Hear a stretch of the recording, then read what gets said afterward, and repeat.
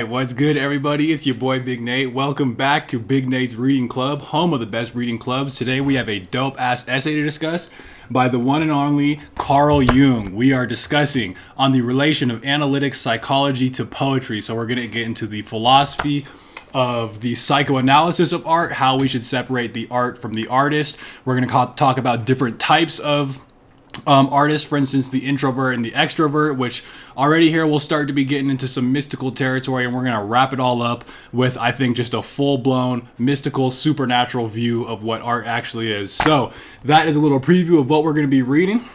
So I'm just going to, as the chat filters in, we're just going to do our little routine, talk about what we are reading right now, etc., etc. Oh dang! Okay, Dilcor already subscribed with Prime. Nice, shout out. Okay, so yeah, let's do some housekeeping here, which is that I got upgraded on Twitch basically, and so I think now I put some like emojis up, and okay, stream looks good and sounds good, excellent. So I think you should be able to use emojis. Oh yeah, Dilcor, you already got that first badge. Look at that. Subscribe with Prime, excellent. And I think if you, I never got down to the bottom of this, but I think if you have Amazon Prime, you can like subscribe for free and it still supports me and blah, blah, blah. There he goes. There's the emojis. And I put some other ones up, but they're like pending for review. One of them might not get accepted because I'm doobie token, but anyway, we have that to look forward to. Just a little bit of fun housekeeping stuff. But I think you can like, do, I don't know how Twitch works really. I know there's like subs and there's bits where I don't know. We'll figure all that out. But you guys can just explore any new features while we get into it. Okay, real quick. I did want to. I have a story preset on my Instagram and everything to let the world know. Okay, so I'm gonna do that real quick. Look at that, nice and easy. Oh wait, hold on, it's uploading. But all right, what's good? What's everybody reading right now? I'm about to go through mine, but I'm happy to see some familiar faces here.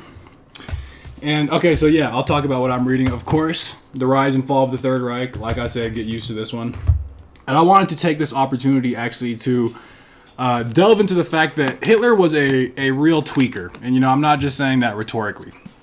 Oh, 1Q84 by Murakami, nice. I've heard good things. My girl read that, and I remember.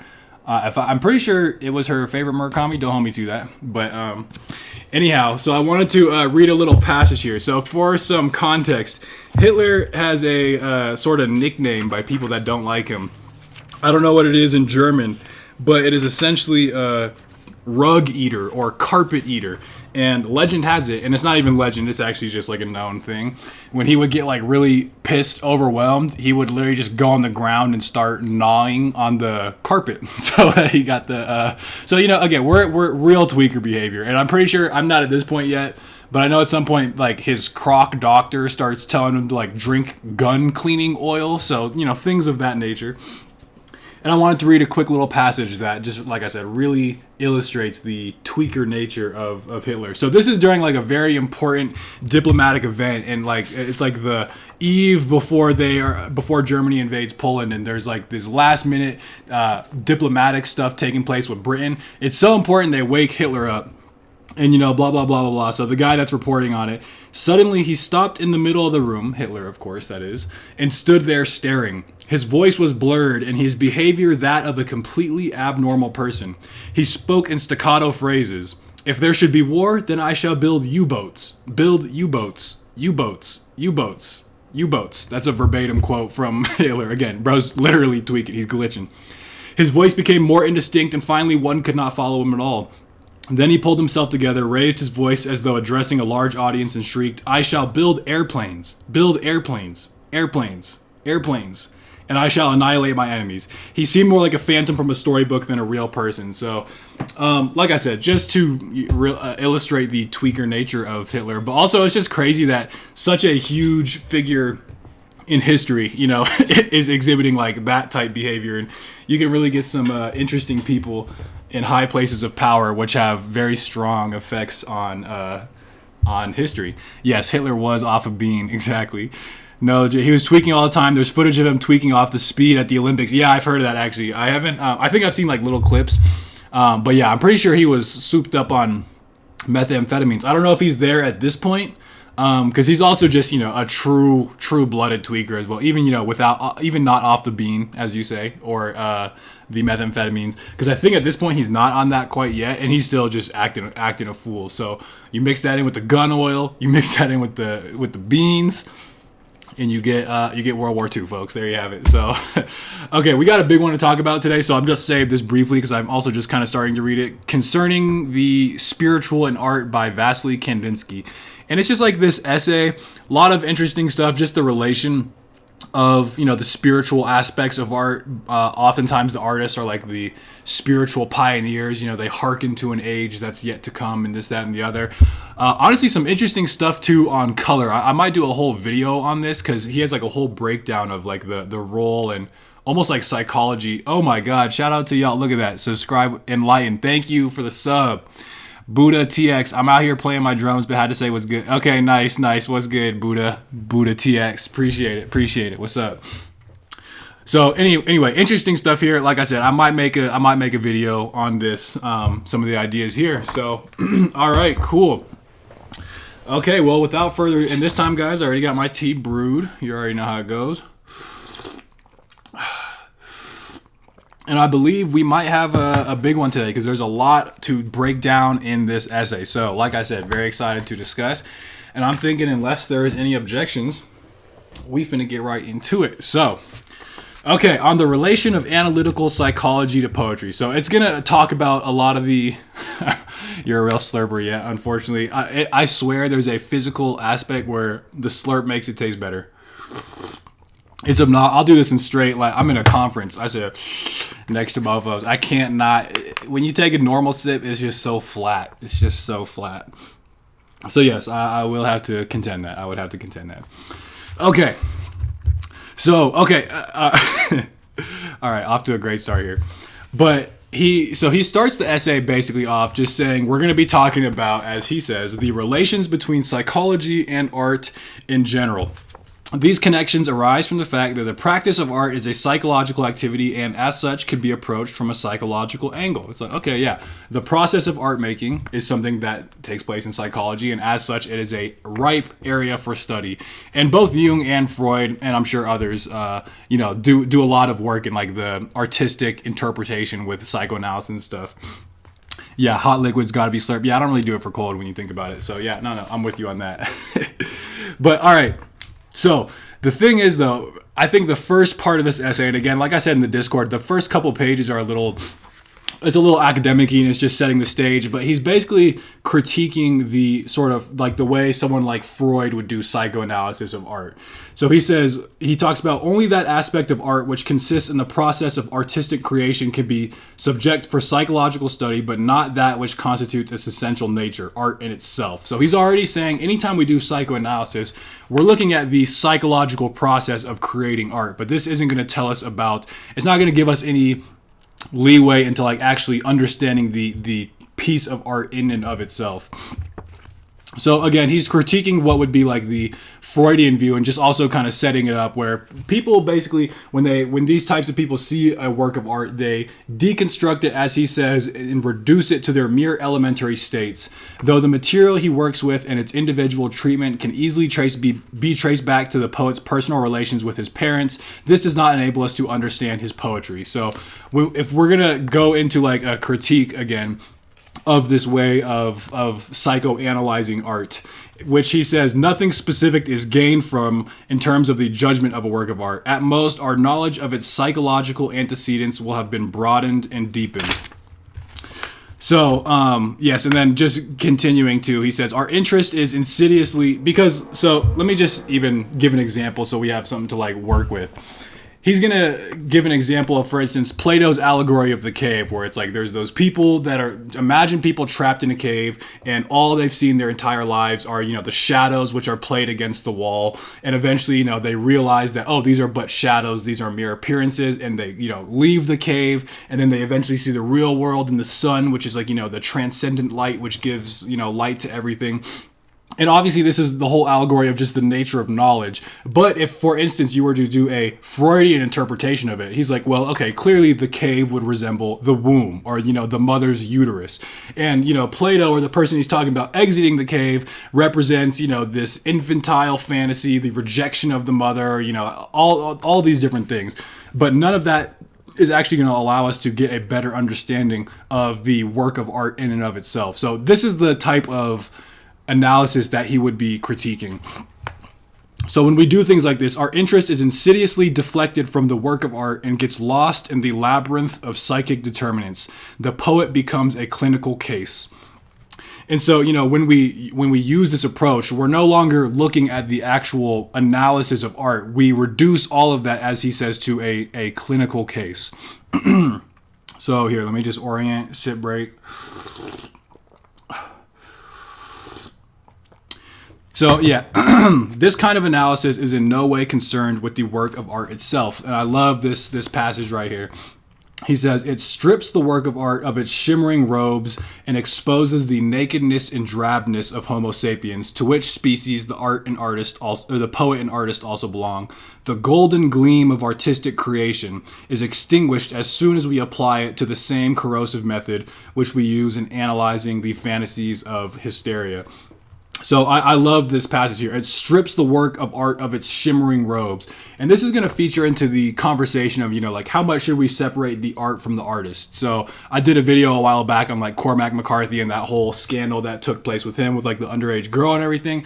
But so, I think a lot of people that when they heard about that situation, they instantly went to reducing all of Cormac McCarthy's work to interpreting it in terms of, like the underage girl, and using the like biographical actual information of Cormac McCarthy as an individual person, his life circumstances, this, that, and the other. And they basically reduce the art to all those sorts of things. But when we do that, and I think many of us could, agree, because I'm sure there's a lot of people who would write off the work of Cormac McCarthy completely as just, being influenced by, that aspect of his life. But he says, when we do this, hold up, oh, my bad. Okay. It strips the work of art of its shimmering robes and exposes the nakedness and drabness, right? The golden gleam of artistic creation is extinguished as soon as we apply to it this method.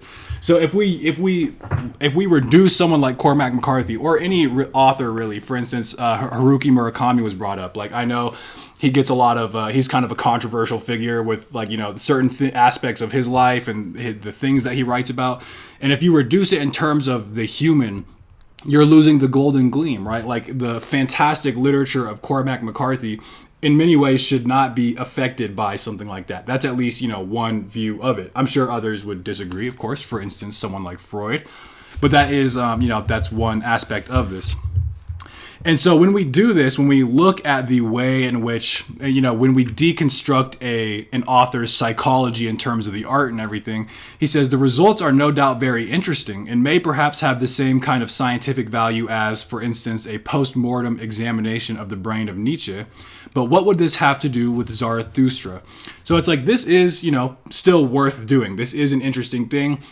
To go in and look at the biography of an author and interpret it in terms of the context of art and everything. Like that's still a valuable practice. But in terms of actually coming to understand the art in and of itself, he makes the analogy, right? Like we could do an autopsy of Nietzsche's brain, and Nietzsche, of course, famously went insane. And it's like, yeah, that might be interesting. Like maybe it turned out he had some kind of neurological disorder, or there was like a tumor. There could be interesting elements to that. But again, as Jung says, what would this have to do with Zarathustra? These are different orders of analysis. One deals with the work of art in and of itself. The other is worried about all these essentially things that are still interesting, but ultimately irrelevant. So, hey, reading it, so you're on silent. Oh, just wanted to say paragraph 113 reminds me of the Jung and James Joyce anecdote where Jung describes Joyce's schizophrenic daughter as drowning in the waters Joyce swims in. Goes back to, okay, nice Sloppy King. Interesting aspect. It does have it numbered. So maybe we can come back to that. So again, just critiquing this way of, and I think generally he's giving a kind of specific example of this, but to me, I equate this with anytime you focus, and if there's a spectrum of, how much should we separate the art from the artist. Some people think it should be completely separated, like the life and thoughts and beliefs of the author should be completely devoid of the artistic understanding, the artistic creation. And then you have those that think they are, completely entwined, and you cannot understand the art without understanding these other things. So this is a critique, I think, of those people on the further side of the spectrum, where they consider the life circumstances and thoughts and everything of the author as integral to actually understanding the art. And furthermore, it can actually influence your interpretation and appreciation of it.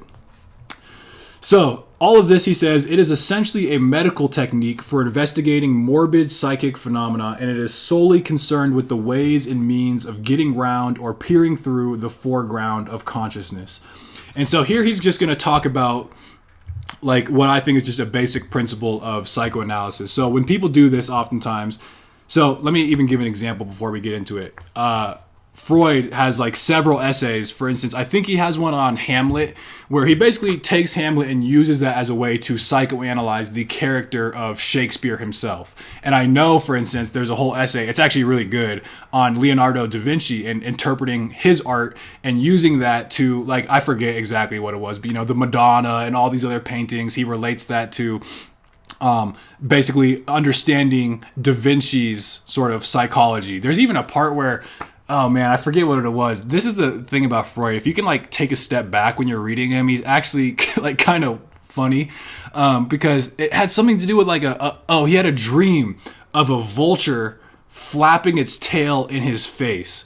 And and there's a whole bunch of steps he goes, but basically the vulture tail is like the phallus, and it like flapping on his face is something to do with like the homoerotic. And then he does this whole analysis of Da Vinci and his sexuality, and of course you got to bring mommy in and everything like that. So anyway, yeah, this is the kind of thing again that Jung is critiquing. He says when we do this, the neurotic patient represses certain psychic contents because let me back up there. When we do this, we are concerned with the ways and means of getting round or peering through the foreground of consciousness. So it's like we're using the work of art as a means to kind of psychoanalyze the author. And he gives the general principle of, in psychoanalysis, what happens is you have a neurotic patient and they repress certain psychic contents because they are morally incompatible. They are unacceptable to consciousness. Since no man is perfect, everyone must possess such a background, whether he admits it or not. So the idea here is that just in general with psychoanalysis, but this is also true of everybody, as he says, everyone must possess such a background, whether he admits it or not. It's what Mark Twain says. Every man has their dark side of the moon. This is something that we all have certain aspect of ourselves that are grotesque or shameful, or things that we repress, just things that are overall unacceptable to, conscious thought. And, partly depending on what degree you want to take of it, all of this is happening to everybody, but what happens is the more those thoughts occur, they get repressed, right? And this is like a normal thing for people, but what happens is if you have people with really traumatic experiences that take place, or like, these really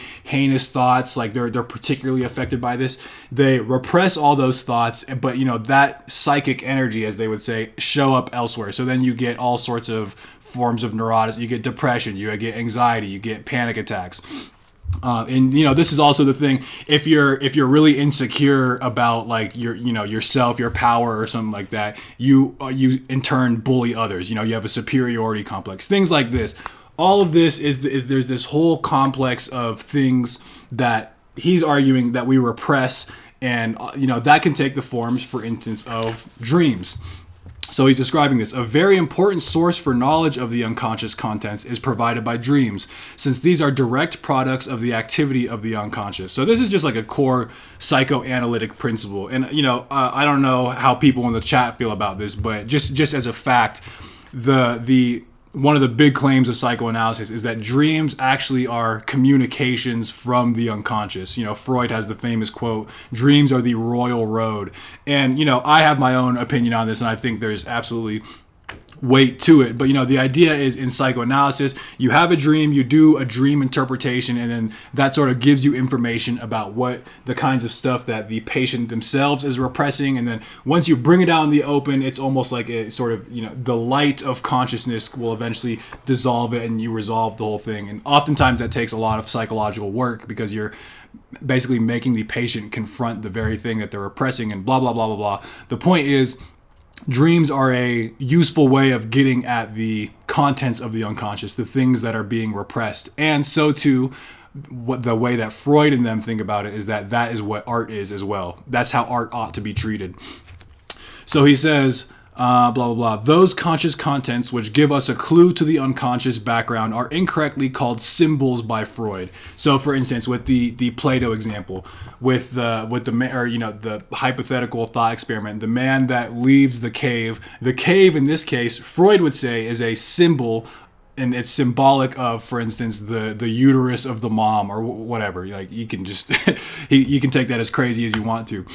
But this is what as Jung says, this is like the incorrect use. This is not actually what a real symbol is. And this is getting to like almost like a spiritual definition of symbol. So he says the true symbol differs essentially from this and should be understood as an expression of an intuitive idea that cannot yet be formulated in any other or better way.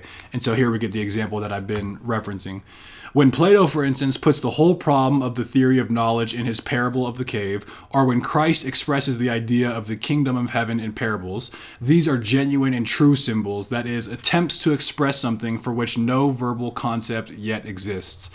And so just lingering here for a second, because it's going to become relevant when we talk about, because I think symbols in the way that Jung just referenced it is really what gives a true piece of art, its spiritual value. And so I like to think of, people like Joseph Campbell, and he's described mythology in general, which uses like the language of symbols. But so mythology symbols, he refers to those as like springboards into like that higher spiritual feeling, that higher transcendent thing. Like when you read a myth or when you read a parable of God, oftentimes those kinds of stories, I think just in general, people seem to have a sort of fascination with. And oftentimes a spiritual fascination, and they seem like they point to something more. And I think that's why mythology just has such a hold on people. But again, as Joseph Campbell says, it's like a springboard into it. It's never the actual myth itself that should be taken at face value. It can kind of point you towards and give you the intuition and feeling of that higher thing, which is otherwise impossible to describe. We use myth as a sort of way to symbolically represent something which is outside of language. And I think that's ultimately what a lot of like the mystic traditions are doing as well. But anyhow, so he's saying Freud is wrong, when you call a cave a symbol for the uterus, but rather this whole parable of Plato is actually a symbol for just the nature of what knowledge is in general, are the metaphysical understanding of how we can know anything in our place in the universe and all that good stuff. So, as he says, if we were to interpret Plato's metaphor in Freudian terms, we would naturally arrive at the uterus and would have proved that even a mind like Plato was still stuck on a primitive level of infantile sexuality. But we would have completely overlooked what Plato actually created. We would have missed the essential point. And so, again, all of this is just describing and outlining how I think a lot of people think, and particularly someone, like the Freudian school of thought. And what we need is for a work of art to treat it not as a disease and to consequently require a different approach from the medical one. So we need to stop treating art as basically a symptom of like a medical disorder. We need to stop treating art as a means to an end to better understand the author, but we need to treat the work of art in its own terms, that what a work is in and of itself. So, okay, hold on. I'm sorry. I'm just orienting. Yeah. Do you guys have thoughts? Washington TV, what's up? I've been yapping a lot. So if anyone has thoughts, I'm curious. I'll take a little tea break as well. But I think I've done enough to, talk about the type of thing that Jung is trying to get away from, and then we're going to lead into what ends up being the more mystical, supernatural aspect of philosophy of Freud. Or not Freud, sorry, Jung. So one more sip break and then we finna get into it. Yes, I'm a slurper, as we've established. Okay, so. Oh, okay, yeah. This is where I think it starts to get interesting. So he says the person will. Okay, my bad. Let me just read 2 seconds ahead so I know what I'm actually saying. Okay, yeah. So if we want to, under this sort of new approach of understanding art, we will inquire first of all into its meaning and will concern ourselves with its determinants only insofar as they are able enable him to understand it more fully. Personal causes have as much or as little to do with a work of art as the soil with the plant that springs from it. We can certainly learn to understand some of the plant's peculiarities, but nobody will maintain that everything essential has then been discovered about the plant itself. And so there's a lot of things that I think are interesting in that passage. So for one, he says we don't have to necessarily discredit these determinants, like, the aspects of an individual's experience. We don't need to throw that away altogether, but they are useful only insofar as they enable us to understand it more fully. So an example of this that I thought of is Dostoevsky, how he famously got, whether it was true or not, like I've heard different accounts where it's like at the last minute. So, okay. Dostoevsky was basically under the full impression that he was about to get killed in a firing squad because I think he was like a political prisoner for, I forget what, but it was either like, either he was never going to die and it was just like, to scare him, or it really did happen. And as legend has it, at the last second, they called it off. But, Dostoevsky, as far as I understand, he was on his knees about to get blammed as far as he was concerned. And so again, at the last second, it actually ended up being okay, and he ends up getting to live, of course. But that, seriously, I think it's very hard to separate that life event from his actual writing. And he also went on to develop epilepsy as a result of like this crazy life experience. And he has a ton of epileptic characters in his books, and of course, just the existential nature of like what happened. So I do think this would be a case where, like Jung says, they enable us to understand the work of art more fully. But in general, he says we should think about these personal causes have as much or as little to do with the work of art as the soil with the plant that springs from it. So it's like, yeah, surely it's important. It's sort of like that bedrock. It gives it the almost like the nutrients it needs for this plant to grow. But, nobody would actually confuse the soil for the plant in and of itself, right? Imagine we're trying to talk about a work of art. That is to say, imagine we're talking about a plant, and then somebody just starts going on and on about the soil, which is to say they just start talking about all the different life circumstances of the author. It's like, yeah, that's interesting to a point, but it's, we should never confuse the soil with the actual plant in and of itself. So, and then he says, a work of art is not a human being, but is something super personal. A true work of art resides in the fact that it has escaped from the limitations of the personal and has soared beyond the personal concerns of its creator. And this is a passage I really like, and I think is what comes to mind for me when there's this question of, do we separate the art from the artist? The idea that art is something that actually kind of transcends the artist who created it. And he's going to talk about examples where sometimes people, oftentimes the artists themselves end up having like the worst takes on their own art. It's almost as if they didn't actually understand the art itself. And of course, there's objections to that. But, the idea that work, a true piece of art resides in the fact that it has escaped from the limitations of the personal and has soared beyond the personal concerns of its creator. A work of art is almost independent from any of that stuff, and therefore should be treated and interpreted independently of all those types of things. So, yeah, that's one thing. That's like one train of thought that he goes down to, and now we're starting to get into the how should we think about art in itself. We're going to get into the different types of artists that the way in which they create art, and then we'll get to the other stuff. So related to that is, the plant is not a mere product of the soil, kind of like what we were just talking about. It is a living, self-contained process which, in essence, has nothing to do with the character of the soil. In the same way, the meaning and individual quality of a work of art inhere within it and not in its extrinsic determinants. One might almost describe it as a living being that uses man only as a nutrient medium, employing his capacities according to its own laws, shaping itself to the fulfillment of its own creative purpose. Okay, so let's break that down a couple ways. So one is this idea: the plant is not a mere product of the soil. It is a living, self-contained process, which has nothing, which in essence has nothing to do with the character of the soil.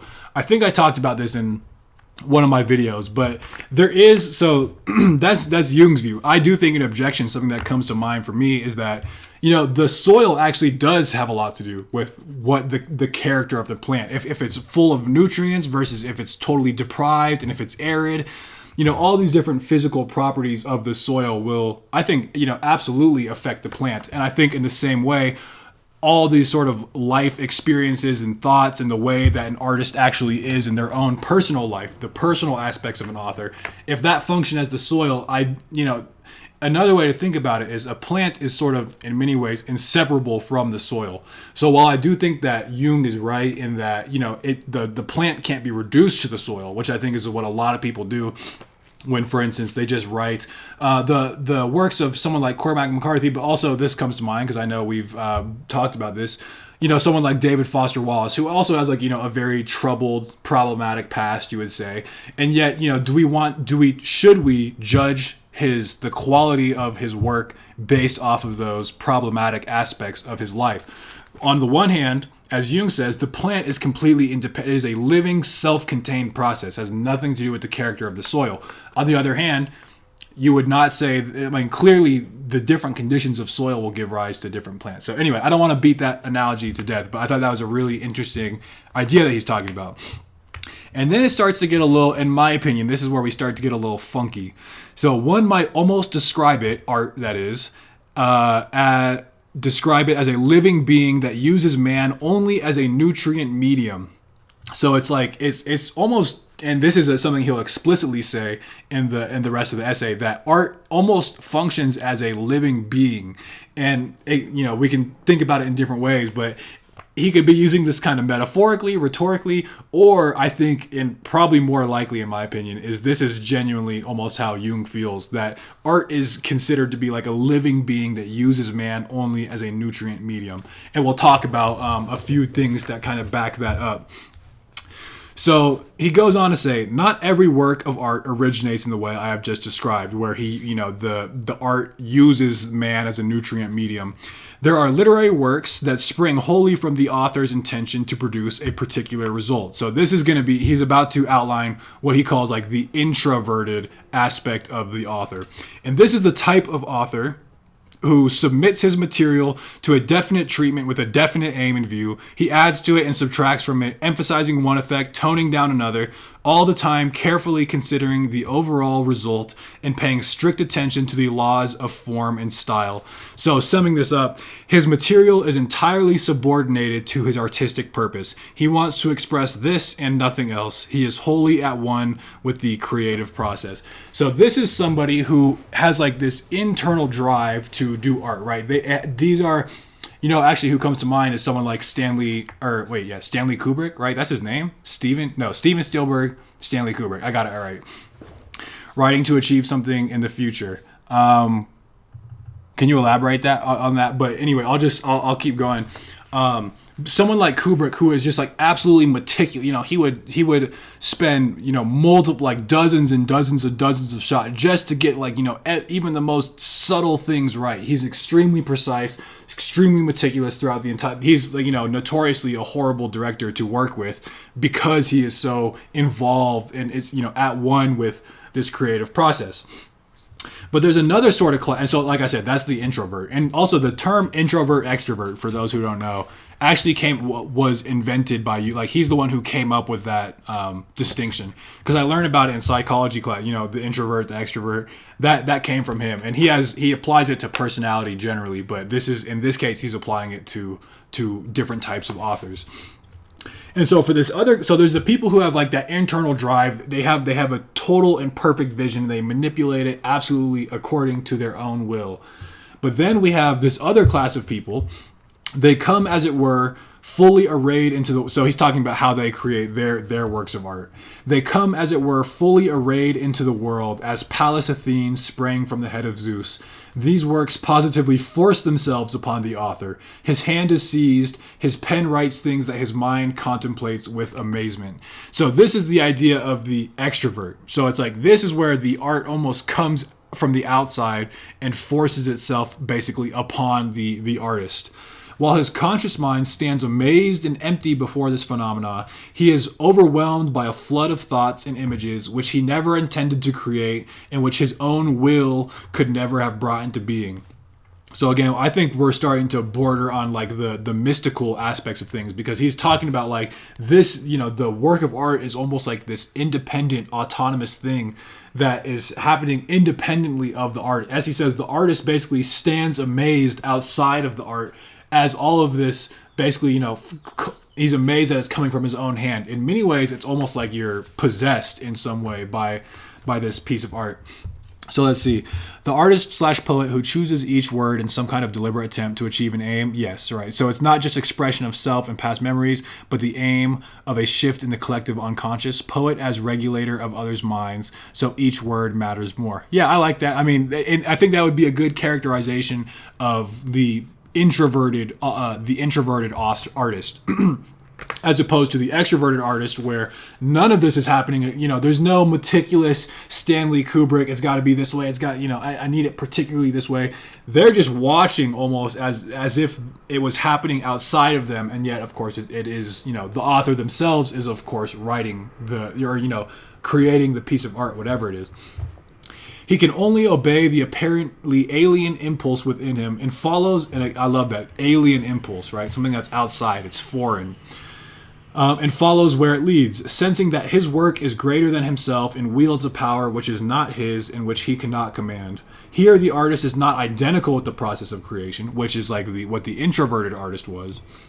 He is aware that he is subordinate to his work or stands outside of it, as though he were a second person, or as though a person other than himself had fallen within the magic circle of, again, he says, of an alien will. So the introverted attitude is characterized by the subject's assertion of his conscious intentions, whereas the extroverted attitude is characterized by the subject's subordination. So these are two very different pictures of an artist, right? One is the conscious intention. One is a subject subordination. So these are just laying out the two kind of different types of artists, just generally. My favorite Kubrick piece of advice to new directors: know when to get out of the car. I don't get it. What does that mean? Know when to get out of the car. Let me know. I'll wait for that. But it sounds good. Okay, so then he's talking about, again, and this is a good example to me of I've said it before on the channel, the enantiodromia, where when you take one thing to the two opposites and you take one thing to the furthest extent, it ends up sort of like reversing into the other. So here's an example of that. So he's talking about the introverted artist, which again is so at one with the creative process. It's completely their will, this, that, and like we were just talking about. So he says, it might well be that the poet, while apparently creating out of himself and producing what he consciously intends, is nevertheless so carried away by the creative impulse that he is no longer aware of an alien will, just as the other type of poet is no longer aware of his own will speaking to him in the apparently alien inspiration. So the poet's conviction that he is creating in absolute freedom would then be an illusion. He fancies he is swimming, but in reality, an unseen current sweeps him along. So with the example of the introvert, right, they're so ingrained, like to take the Kubrick example, he's, ridiculously meticulous. It could seem, that is the artist's will imposing itself upon the art, right? It's his conscious intentions. But Jung says he might actually be so caught up in this creative thing that he doesn't even recognize that he's separate from. As he says, creating an absolute freedom would be an illusion. He fancies he is swimming, but in reality, an unseen current sweeps him along. So when we're talking about the first type of artist, the introvert, they might feel like they're actually doing it, but they actually just might be so possessed, so to speak, that they don't even realize they're possessed. And vice versa, the other type of poet is no longer aware, the extrovert that is is no longer aware of his own will speaking to him in the apparent alien inspiration. So it seems like it's this outside thing, but really that had to come somewhere, and that came, internally from the artists themselves. They just don't recognize it. So again, within the extrovert is a little bit of the introvert potentially, and within the introvert is a little bit of the extrovert.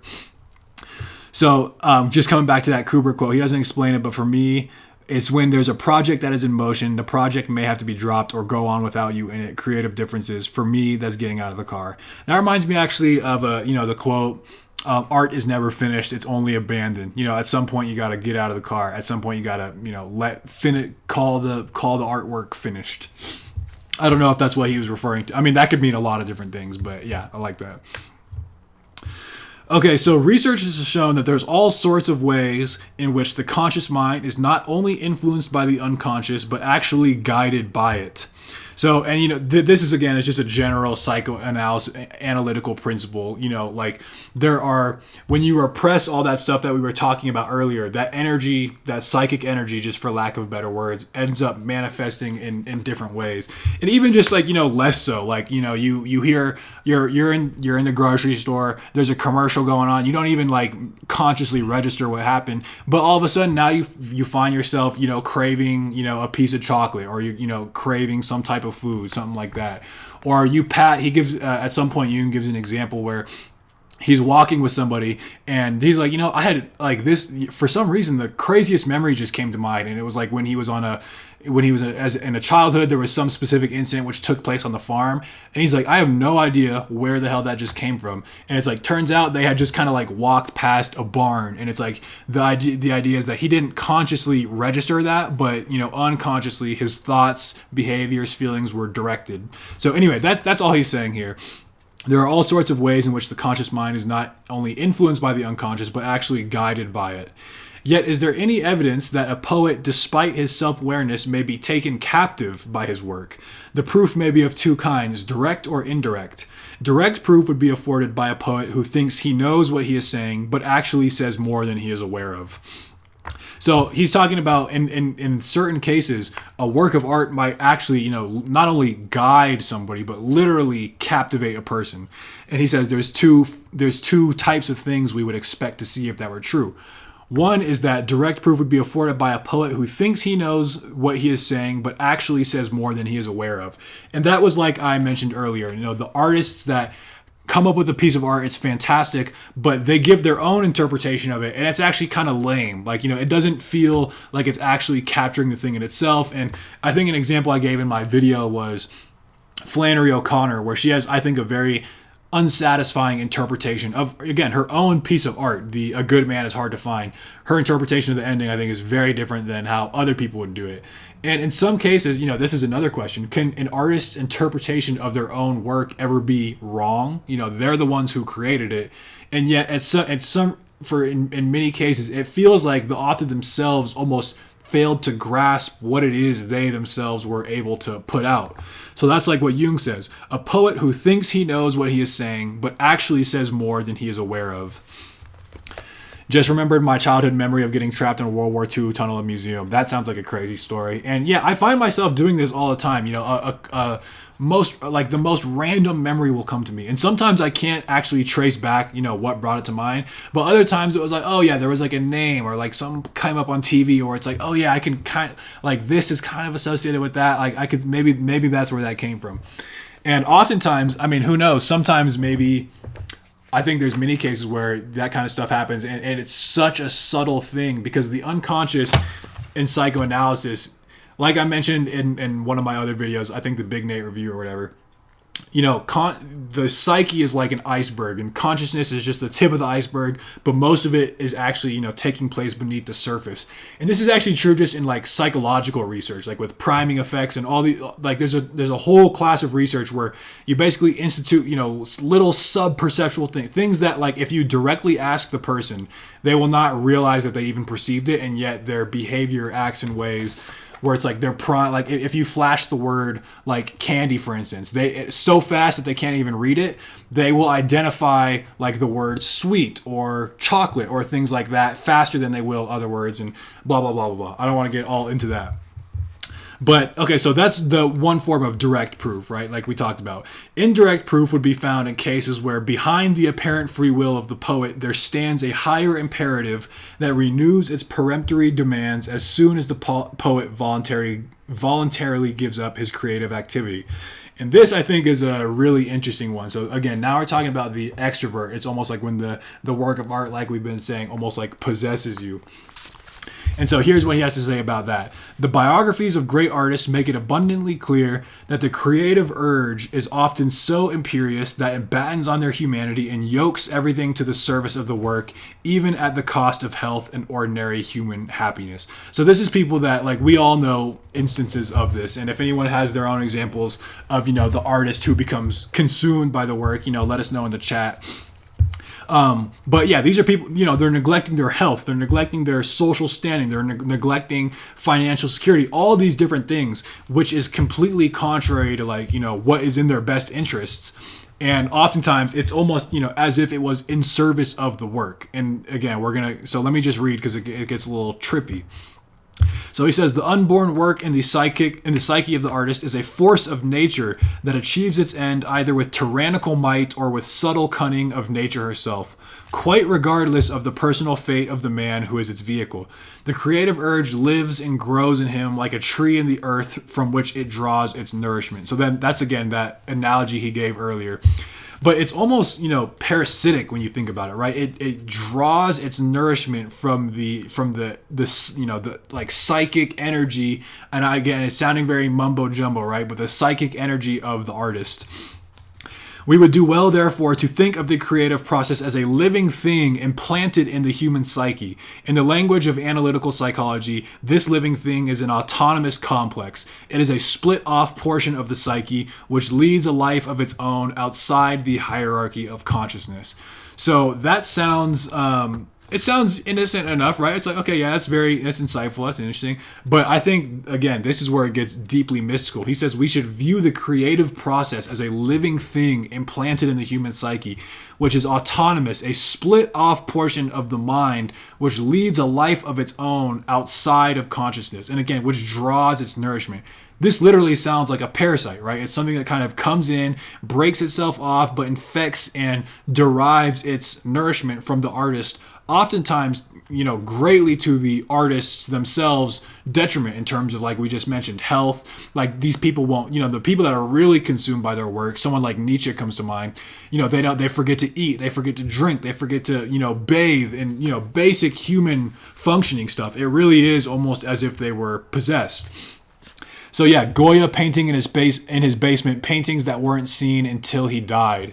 Yeah, again, almost like you're driven by like something that's outside of yourself. And again, just kind of summing up these two different types of artists. The poet who identifies with the creative process would be one who acquiesces from the start when the unconscious imperative begins to function.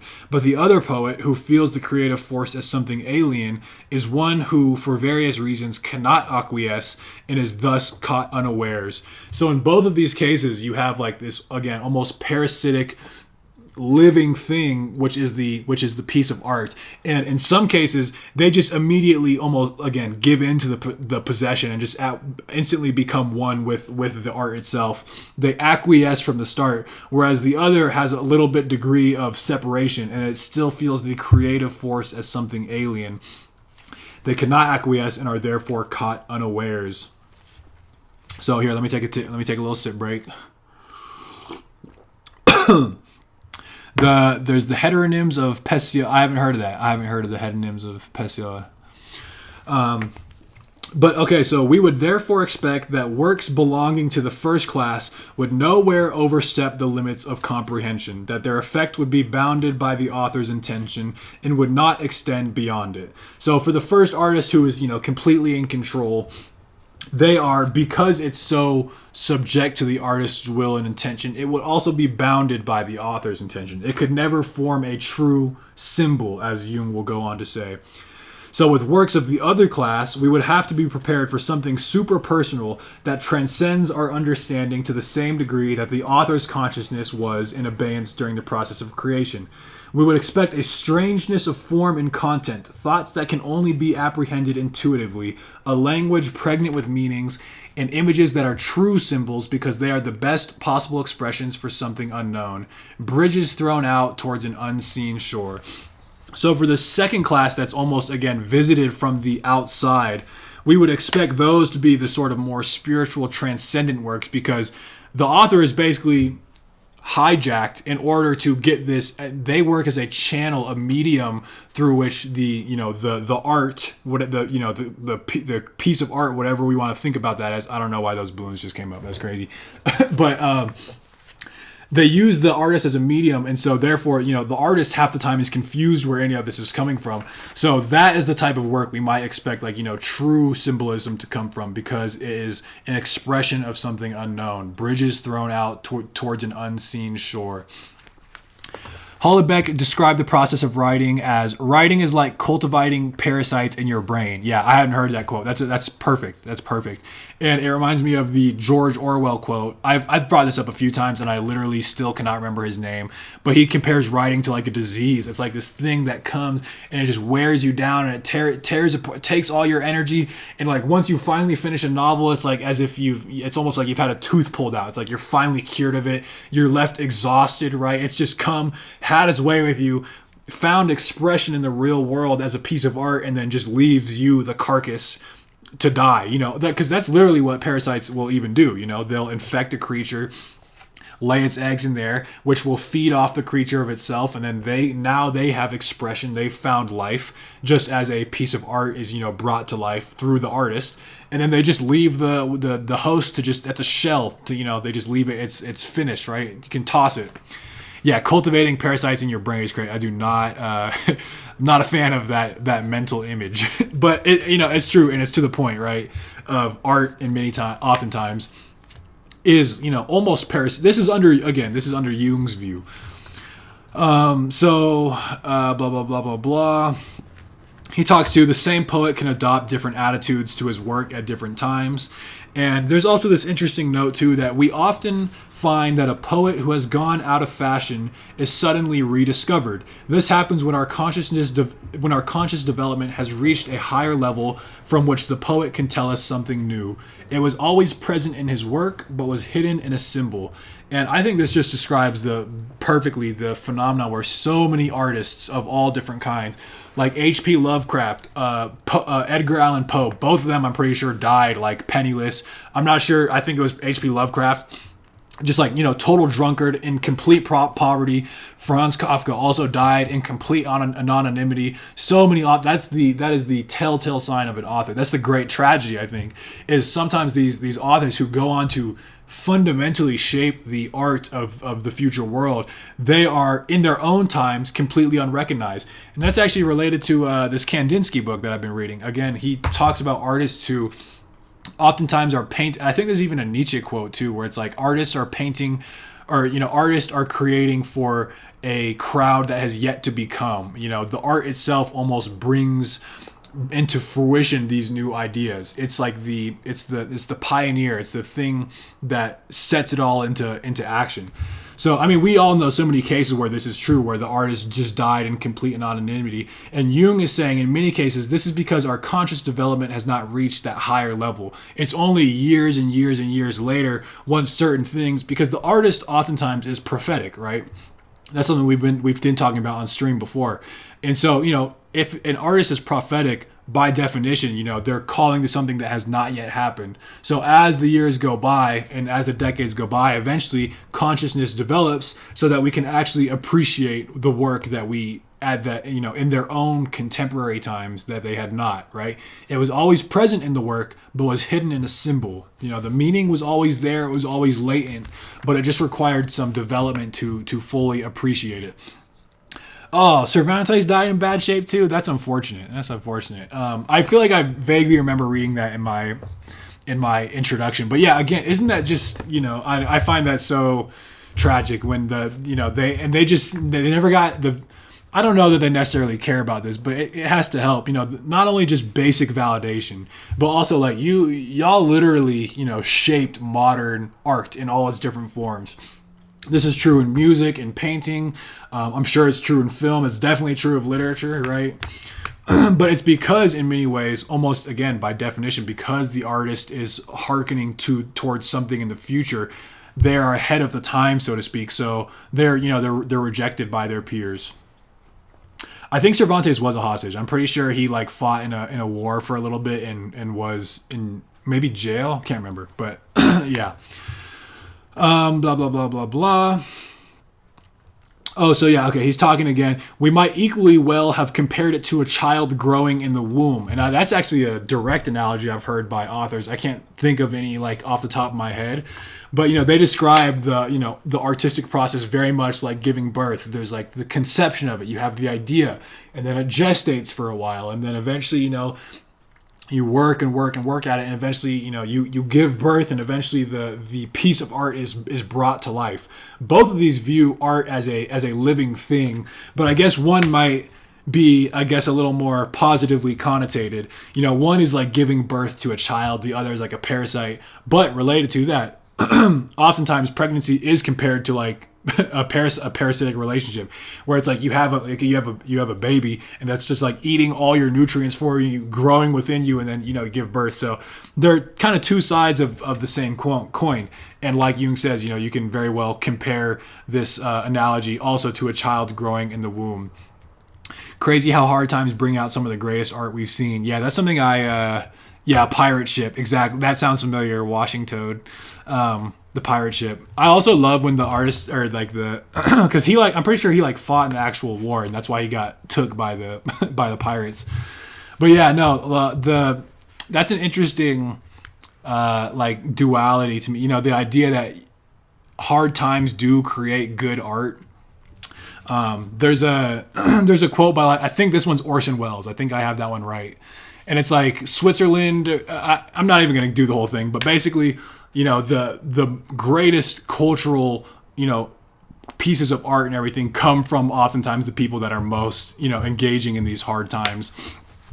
The stuff that came immediately after World War II is amazing. It's like a mind has to struggle to understand all that goes on, and when there's more going on, there's more for the mind to exercise with. Yeah, exactly. Tragic, but the cuckoo clock, exactly. What did Switzerland do? Like all they did was create the cuckoo clock, because they've had relatively speaking, their history was like. Yeah, exactly. Their history was like relatively tame. They haven't had all that much hardship, I guess, relative to others.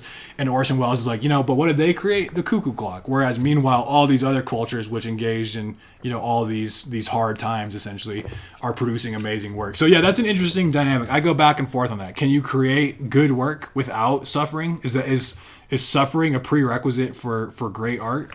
Open question. I mean, it certainly facilitates it. Yeah, that's a fact.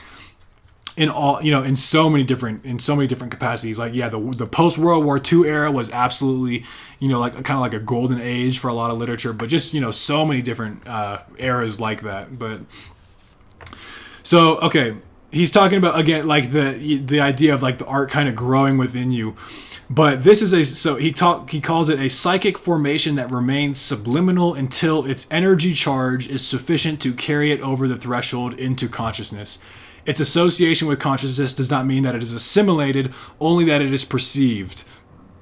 It is not subject to conscious control and can be neither inhibited nor voluntarily reproduced. Therein lies the autonomy of the complex. It appears and disappears in accordance with its own inherent tendencies. And yeah, so again, he's just saying, this is also very related to like the seed and the plant analogy, as well as also the being pregnant with a child growing in the womb. There's that moment of conception, but at that point it hasn't been realized yet, right? The seed's been planted, nothing's sprouted, nothing's grown. Same thing with the baby, right? You have like there's the moment of conception, and it grows and grows. It remains subliminal until its energy charge is sufficient to carry it over into threshold, into consciousness. That's when the idea of the piece of art is conceived. And then it doesn't need to be assimilated, only perceived. And again, it has its own like autonomous workings essentially within the artist. In this respect, it offers an analogy with pathological processes. And he says, I thought this line was really interesting. The divine frenzy of the artist comes perilously close to a pathological state, though the two things are not identical. So he's comparing this anytime someone has some kind of like pathological disease, some kind of like weird psychological disorder, this also very much happens in a way that is autonomous and independent of the person. You know, like when someone's suffering from like, you know, serious mental illness, it's not like their own will that's doing it. It's almost as if something comes in from the outside. So there's an analogy, and I also, like I said, the divine frenzy of the artist comes perilously close to a pathological state, though the two things are not identical. But, you know, if you take art to its furthest extreme, you know, and you reach a divine frenzy, a divine madness, that's the idea of the artistic genius too. Nietzsche, again, being a good example of this. He's someone who, you know, literally went insane. And so there was probably a lot of overlap here with, you know, the divine frenzy and the pathological state. Have you read Henry Ellenberger, Discovery of the Unconscious? No, sounds interesting. Like that title. I'm going to take a sip break as well. And again, just another line too, related to like the parasitic nature. The autonomous complex develops by using the energy that has been withdrawn from the conscious control of the personality. And again, that's almost the sort of state of fatigue or exhaustion that that artists describe, like having, you know, created the piece of art. Also, you know, when a woman gives birth, she's completely exhausted. Again, it feeds off of your energy. Like all of this, again, I think is just a very interesting way of looking at art. It's not something that had crossed my mind, and if you take it to its fullest conclusions, it gets really interesting. You know, it's almost like it's a psychological organism, an aesthetic organism. I mean, the full kind of crazy interpretation is like there's like a, you know, a psychic landscape, and this is its own organism that like literally infects your mind, uses it to bring itself into actual fruition and creation, material form. I think with Jung, I have to pay attention to if the essay was written during his Red Book years or not. I have yet to read the Red Book, which it's high on my list. I've seen it a few times. It's like $40 every time I see it. So I'm waiting until it's either my birthday or something, or until I see it on a better deal. Okay, so he's talking about in the case of symbolic work, poetry evokes out of words the resonance of the primordial world. And the question we should therefore ask is, what primordial image lies behind the imagery of art? Oh, you say, yo, what happened? What happened? Did my stream cut out? Let me know, Washington. Big Nate froze. Sloppy King, was I froze for you? I could see that. I don't think I was having a little bit. Yeah, sorry about that. I tried to turn them off.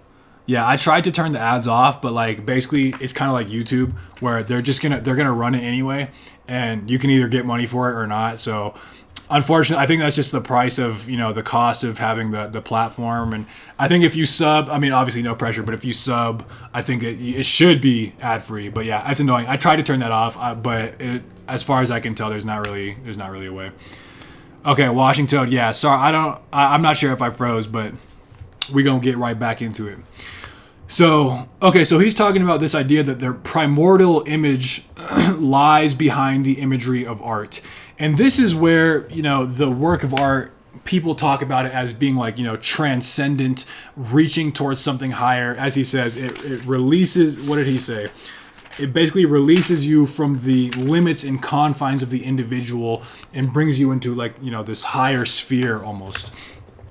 So he says, the work of art we propose to analyze, as well as being symbolic, has its source not in the personal unconscious of the poet, but in a sphere of unconscious mythology, whose primordial images are the common heritage of mankind. I have called this sphere the collective unconscious. So, damn, shout out Washington. I appreciate you. That's super dope. I appreciate it, sub. That is that is greatly appreciated, you could say. But yeah, and thank you to everyone. I appreciate the support. But so he's talking, okay, right, there's the personal unconscious, and this is the idea that art is tapping into the collective unconscious, a sphere of unconscious mythology, the common heritage of mankind. So he's going to kind of elaborate on this a little bit. So he describes the collective unconscious as no more than a potentiality handed down to us from primordial times in the specific form of mnemonic images or inherited in the anatomical structure of the brain. So let's break that down a little bit. The collective unconscious to me is, as the name would suggest, like basically like the sum total of all the individual people that make it up. Like I did that whole video at some point on the basically looking at the collective unconscious of like America, for instance, and all these different societies. And he also talks about, these mythological themes that continually pop up and up over all these different cultures throughout all of history. These repeated themes and motifs, these are the symbols of the collective unconscious. This is in the same way that an individual can have dreams and sort of like personal symbols, so too can the entire human race essentially have their own symbols and stories and dreams. I think it was, it's definitely Joseph Campbell that said myth is the collective dream is the individual myth. So is the collective unconscious some kind of ontology? I wouldn't know, to be honest. I don't even know what ontology means. But yeah, I mean, I think that would mean it's like, some real principle. And I think he does state that it really, he believes in the collective unconscious. Ooh, okay, my screen went black there. It was doing that earlier. I don't know. I think that just needs to sort itself out, I think. But and he gives some examples of, what does the collective unconscious, what are the symbols in which it speaks? The primordial image or archetype is a figure, be it a daemon, a human being, or a process that constantly recurs in the course of history and appears wherever creative fantasy is freely expressed. So I think this is just you hear the word archetype thrown around a lot. And I think this is just a great example. It's basically a primordial image that constantly recurs in the course of history. For instance, the world savior figure. There's of course God, who gives birth to his son, who comes down, dies on the cross, cleanses everybody of their sins, upon the cross. So that is an archetype because you have other instances of it. For instance, the Buddha is also a sort of world savior, comes into being, and there's like this whole journey that he goes on, and also sitting upon the holy tree, right? I forget what it is. I think it was the Bo tree, like the B-O tree. That's what the Buddha sits under. And in that moment, he achieves enlightenment and it basically, redeems the world. So too with someone like Odin in, Norse mythology, where Odin is also like this figure who goes also upon a holy tree, hangs himself upside down in a quest for knowledge, gives one of his eye, stabs himself also in the torso, which is totally analogous to the Christian figure, because they also they stab Jesus while he's on the cross, like around the torso area. Odin does the same thing, hangs upside down, and achieves again like that intellectual enlightenment. So these are examples of archetypes. These are things that pop up repeatedly over and over in all these different cultures throughout history. This is what the collective unconscious is, right? There's something about these symbols that just that is spontaneously created, even though oftentimes these cultures and everything have no relation or communication with one another. They spontaneously form themselves, and that's what Jung means by the collective unconscious. Alexander the Great. What about Alexander the Great? But yeah, not shout out to him. I think he was bad, but is that the world? Or are you saying that's a world savior? I don't know if that's what you're saying. I don't know if that would exactly. I mean, yeah, it could be like a real world instance of it, but just like the general thing. But anyway. So, okay, yeah. So going on, he says, they are, so to speak, the archetypes, that is, they are, so to speak, the psychic residua of innumerable experiences of the same type. They present a picture of psychic life in the average, divided up and projected into the manifold figures of the mythological Parthenon. So, yeah, the psychic residua. And this is an idea that Jung talks about elsewhere. He doesn't say it in this essay. But he talks about how, like, just as in evolution, you have, like, when species give birth to one another, they have like a certain anatomical structure. So too in the mind, and that evolves over time, right? You can have different, like you can have speciation and things like that, where things take on new forms again over time according to their environment and everything like that. But he basically views the collective unconscious kind of in this way. We also have like evolutionary remnants. We have, even though in the modern day, right, we have no relation with the prehistoric times, and yet we are still spontaneously producing those same symbols that were depicted in cave art, like literally in 30,000 years ago. So there's something almost evolutionary, just as he says there can be evolutionary structure to like an actual organism, so too are our minds essentially structured in that same way as well, and archetypes are the form that they actually take. So yeah, a picture of psychic life in the average, because in all of these things, and I think that's why they spontaneously emerge from all these different cultures, is because they end up basically just being the basic themes of everyday life, right? No matter where we are in time, in history, in society, there are certain general principles, rites of passage, and things that we engage with in our life, the path of development, all these different things that everybody deals with and that they're universal. That's why a piece of literature that was written 5,000 years ago, 3,000 years ago, the Upanishads, the Odyssey, the Iliad, the reason they ring so true today is because there's tapping into the same set of themes that everybody experiences no matter where they are in history, in time, in culture, any of that. Is that why so many different cultures have similar stories that teach morality and values, even though the actual cultures may be completely different? Yes, Washington. That's exactly it. That's also giving flesh to this idea of the collective unconscious, right? Even though we have these drastically different cultures. I mean, the way that Joseph Campbell says about it, it's as if it's the same play being acted out over and over, but each culture adopts their own individual sort of local costumes and local sets. And so you can have the same fundamental story being told, but just with their own cultural inflection, as Joseph Campbell would say. And so, yes, Washington, that's exactly it. Yep. So, so this is what he's saying too, is what makes really good art, right? It has to have like this symbolic aspect. It has to tap into that collective unconscious, into that thing that is most essentially and fundamentally human, which are the themes that pop up everywhere in mythology. In each of these images, Jung says, there is a little piece of human psychology and human fate. It is like a deeply graven riverbed in the psyche, in which the waters of life, instead of flowing along as before in a broad but shallow stream, suddenly swell into a mighty river. This happens whenever that particular set of circumstances is encountered, which over long periods of time has helped to lay down the primordial images. So when you tap into these archetypal images, it's as if, right, the stream becomes narrowed and you get like this much more powerful. I mean, it sounds mumbo jumbo-y, but just for the sake of conversation here, you get that greater influx of, like psychological energies. That's essentially what makes a piece of art, hit, so to speak. The moment when this mythological situation reappears is always characterized by a peculiar emotional intensity. It is as though chords in us were struck that had never resounded before, or as though forces whose existence we never suspected were unloosed.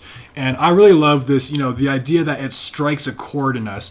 I don't know if other people have had this experience, but, when I, for instance, read mythology, or also just encounter any type of like piece of art, whether it be film or like literature or an actual painting, anything like that, when it does tap into that collective unconscious, there is this sort of a chord which is struck within us. It resounds almost like in your soul, at the sake of sounding cheesy. But this is the best art, and this, I personally have this experience when I'm reading something really fantastic. It's almost like I get this almost like mystical feeling, as somebody said before, like a term from Jung, the feeling of the numinous, like that, like softly divine, ecstatic feeling, which I oftentimes get, like that.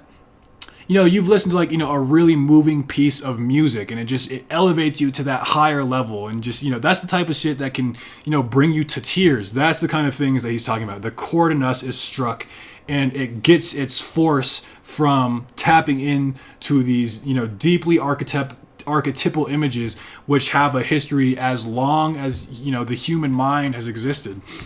So I really liked that passage. We got a first-time chatter, Rambo. What's up? I finally caught one of those. Oh yeah, you got me to read Man and His Symbols a year or two. Oh, excellent. Yeah, banger. I especially Jung's chapter. I really love that. Good. Musashi, the novel, captivated me, and I don't really see a lot of analysis on it. In my mind, it's an incredible work of art, and I am nowhere near Japanese. Yeah, while we're talking about Japanese literature, Natsumi Soseki, I went on a whole rabbit hole with him, and he's somebody who definitely evokes this almost this ecstatic kind of feeling in me. It's like the highest form of art. That's like the high that I'm almost chasing when I read literature and interact with art. I don't know if that's just me. I'm curious if you guys have this feeling, or if I'm just if I'm sounding like woo woo. But that really is how it is for me when I'm reading the best listening to that fantastic piece of music. It elevates your soul, this, that, and the other, and that's exactly what he's talking about. You tap into something. Let me read it one more time. Peculiar emotional intensity, as though forces whose existence we never suspected were unloosed. And it's with the riverbed analogy. It's as if you've opened the floodgates, and just like this influx of whatever you want to call it, aesthetic revelation, the ecstatic feeling you get. That's what's coming into the soul. Which essay is this? Sorry, I'm way late. Yeah, no problem. Good that you like this format. We're reading on the relation of analytical psychology to poetry right now, and we're wrapping it up here. We're kind of coming to a close. So another passage, he says, when an archetypal situation occurs, we suddenly feel an extraordinary sense of relief, as though transported or caught up by an overwhelming power. At such moments, ooh, my camera, okay, it kind of does that on and off. I'm still figuring that out. Yeah, catharsis. I like that. Yes. At such moments, we are no longer individuals, but the race. The voice of all mankind resounds in us. And I love that little line. We are no longer individuals, but the race, because it's tapping into the symbols and themes of the collective unconscious. And if the symbols of the collective unconscious represent essentially humanity in the whole, right? Each symbol is a little piece. I don't know where he said it, but a little piece of psychology, a little piece of human existence. When we tap into that, we do transcend our own individual life into the collective experience of what all human beings throughout history, no matter where they find themselves, also experience. So we are no longer individuals, but the race. The voice of all mankind resounds in us. So, and yeah, here's another, just related to that. Whoever speaks in primordial images speaks with 1,000 voices. He enthralls and empowers, while at the same time he lifts the idea he is seeking to express out of the occasional and the transitory into the realm of the ever-enduring. And I love that. You speak with 1,000 voices into the realm of ever-enduring. Good, real, true art is ever-enduring. That's why we have pieces of art from hundreds, literally thousands of years ago that still resonate and are some of our highest forms of literature today. Whereas if you're not kind of speaking in this primordial image, and you're totally involved in the language of your times. This is why I think so much contemporary writing is bad, honestly, and will just totally be forgotten into history. There's some exceptions, but oftentimes they're just playing to the modern sense, circumstances and themes and things that are relevant today that will pass just as quickly tomorrow as they have in previous times. So I think is related to this idea as well. Each man and woman has their own personal mythology. Yes, exactly. That's like the Joseph Campbell quote. Mythology are the world's dreams, and dreams are the individual mythologies. We all have our own individual mythology, indeed. And so here we're just wrapping it up. I think this is a really good passage. That is the secret of great art, and that's what we've kind of been talking about already. But that is the secret of great art and of its effect upon us. The creative process, so far as we are able to follow it at all, consists in the unconscious activation of an archetypal image and in elaborating and shaping this image into the finished work. By giving it shape, the artist translates it into the language of the present and so makes it possible for us to find our way back to the deepest springs of life. And so, again, it's kind of what we've already been saying, but this is the secret of great art. You're tapping in, right, the unconscious activation of the archetypal image, which has with it, remember, we're talking about symbols, and the whole thing is that a symbol, it is what it is, but also points towards and gestures towards something more, which otherwise can't really be expressed. And so the job of the artist today is to translate the language of the present, our own modern culture, right? The state of society and modern culture right now is drastically different than even 200 years ago, right? And that's how it always will be in each successive age. But the goal of the artist is to translate the language of the present into that universal language of the collective unconscious. Leads us back to the deepest springs of life. I don't know why it keeps doing it. It's got to stop. Like, that happens to me on Zoom when I do this, but I don't know why I would do it on Twitch. Anyhow. People and times, like individuals, have their own characteristic tendencies and attitudes. And so that's kind of like what we were just talking about. You translate the synchronous, or the, what is it? When it's something specific, I think it is synchronicity, actually, when it's like specific to you. But the things that are unique to your own time and place, you translate that into the larger, deeper language of symbols and the collective unconscious and archetypes and everything like that. And he talks about how, the real artist is the one who takes the back streets and alleys because he cannot endure the broad highway, and will be the first to discover the psychic elements that are waiting to play their part in the life of the collective. Also related to this idea, the artist is the one who's taking risks, taking the back alleys, thinking of new ideas, which is oftentimes why they're not accepted by the general public for many years to come, until we develop that consciousness, as he says, to appreciate the art. So it enables him to follow his own yearnings far from the beaten path and to discover what it is that would meet the unconscious needs of the age. Thus, just as the one-sidedness of the individual's conscious attitude is corrected by reactions from the unconscious, so art represents a process of self-regulation in the life of nations and epochs. So I think this is, again, a really interesting idea. The idea that you have like compensate, an individual has compensation mechanisms. Like, you feel really insecure, so you project your power. You just become like a total dick asshole to other people. You buy a big truck, right? You're compensating for what you are lacking in, psychologically. But he's drawing that whole principle to the larger collective conscious in general. The artist is the person who comes to correct spiritually, to compensate spiritually for the times of the age. Art represents a process of self-regulation in the life of nations and epochs. And this is why the artist is always answering the spiritual problem of their own day, right? In today's day, we have like AI, we have social media, we have technology, all these different things of the modern age. The really great art of today will find a way of addressing what we are lacking with respect to that. And like I've mentioned and has said before, and like what Jung says, it's just translating the language of the modern society into what will ultimately be a piece of art that, no matter what, in any point of time, will be enduring. All right, everybody, that is pretty much all I've got to say on, I forget what it's called, on the relation of analytical psychology to poetry. So hopefully you guys had a good time. Like I said, tons of interesting stuff. The whole critique of, how do we separate the art and the artist, the two different type, the introvert and the extrovert, the view that art is like a living thing, and also that, the great art really taps into the collective unconscious. All of these ideas are ones that I fuck with heavily. And yeah, hopefully you guys got something out of this. I personally enjoyed this conversation. I also really appreciate everyone showing the support with the subs and everything. This was way more than I expected already. So thank you guys so much, as usual. If you have any final thoughts, let us know in the comments. In the meantime, what are we reading this week? Right now I'm debating between a story by Toni Morrison called Recitaph or an essay by Seneca on happiness. And okay, since we're in the chat, do you guys have a preference? You guys get priority because you guys are here. So one is like an essay, Stoicism. Seneca's, a great Stoic philosopher talking about the philosophy of happiness. We're going to do both of these at some point, but just for what's next. philosophy of happiness. Toni Morrison is just yet another GOAT, and that's like an actual, like short story fiction, and it has a lot to do with. It's been a while since I've read it, but I know it's like these two.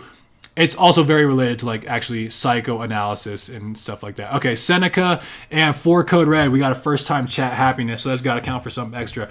Okay, cool. First, because I've heard of Seneca, but not the other. Okay, so it sounds like there's consensus on Seneca. So. And it's a really great essay. So I'm totally hyped to talk about that. I will post it in the Discord. If I can't find a file online, I'll just take pictures of it. But yeah, so we'll be reading On Happiness by Seneca for the next one. Oh, you don't know Toni Morrison? You're missing out, bro. Fantastic African American author. I mean, just in general, but she's like the GOAT with like the African American themes, and it's told the story Recitaf. It deals with all that stuff too, but also very much with the idea of repression, which we've been talking about kind of throughout this podcast. So we'll definitely get to that at some point. But okay, it sounds like consensus is On Happiness by Seneca.